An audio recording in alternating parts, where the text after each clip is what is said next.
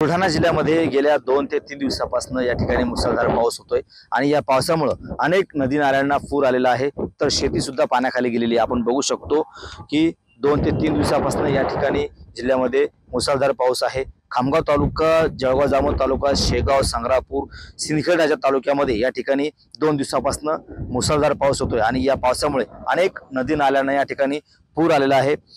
नदी जी आहेत त्या प्रवाहित झालेल्या आहेत, तुथडी भरून या ठिकाणी वाहत आहेत, तर शेती जी आहे ती पाण्याखाली आहे। अनेक शेतामध्ये सध्या गुडघाभर पाणी साचलेलं आहे, त्यामुळे शेती पिकाचं या ठिकाणी मोठं नुकसान झालेलं आहे। शेकडो हेक्टर पीक जे आहे ते सध्या पाण्याखाली आल्याचं आपल्याला दिसतंय आणि शेती पिकाचं या ठिकाणी मोठं नुकसान झालेलं आहे। यापूर्वी सुद्धा मोठं नुकसान शेतकऱ्यांचं झालं होतं आणि आता पुन्हा एकदा शेतकऱ्यांच्या शेतामध्ये पावसाचं पाणी साचल्यामुळे शेती पिकाचं मोठं नुकसान झालेलं आहे। शेतकरी सध्या आर्थिक संकटात सापडलेला आहे।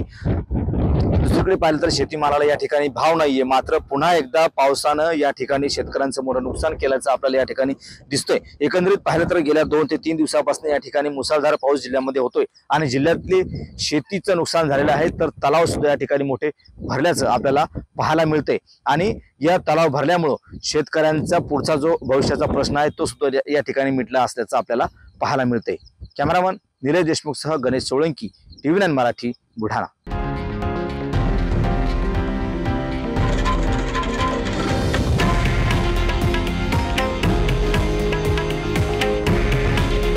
हे आहे देशातील नंबर 1 न्यूज नेटवर्क आणि आपण पाहत आहात TV9 मराठी।